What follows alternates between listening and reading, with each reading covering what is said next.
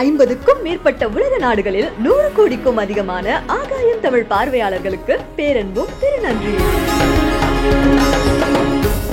தமிழக தொழில்துறை தோல்வியடைந்து விட்டதாக அதிமுக பொதுச் செயலாளரும் எதிர்க்கட்சி தலைவருமான எடப்பாடி பழனிசாமி திமுகவை விமர்சித்துள்ளார். மேலும் புரிந்துணர்வு ஒப்பந்தங்கள் முதலீடுகளாக மாறவில்லை என்றும் குற்றம் சாட்டியிருக்கிறார். இது தொடர்பாக ஆங்கில நாளிதழில் தான் எழுதிய கட்டுரையை சுட்டிக்காட்டி எடப்பாடி தன்னுடைய எக்ஸ் தளத்துல பதிவிட்டிருக்கிறார். அதன்படி புரிந்துணர்வு ஒப்பந்தங்கள்ல 33% மட்டுமே நடைமுறைக்கு வந்திருப்பதாகவும், ஆனா அனைத்துமே செயல்பாட்டுக்கு வந்திருந்தா 4 லட்சம் வேலை வாய்ப்புகள் உருவாகி இருக்கும் எனவும் தெரிவிச்சிருக்கிறார். மேலும் கடந்த 4 ஆண்டுகளில் தொழில்துறை என்பது கட்டமைக்கப்பட்ட பிம்பமாக மட்டுமே இருப்பதாகவும், மாநிலத்தின் பொருளாதார நிலையை மாற்றக்கூடிய பல திட்டங்கள் இன்னும் வெறும் திட்டங்களாக மட்டுமே இருக்கிறது, அவை உரிய காலத்தில் நிறைவேற்றப்படவில்லை எனவும் அதில் தெரிவிச்சிருக்கிறார். இதைத் தொடர்ந்து காவிரியில் இருந்து காரிடாருக்கும் நிஜமான தொழில் நிறுவனங்களுக்கும் வாக்குறுதிகளை விட்டு உண்மையான பலன்களை நோக்கி முன்னேற வேண்டிய நேரம் இது எனவும்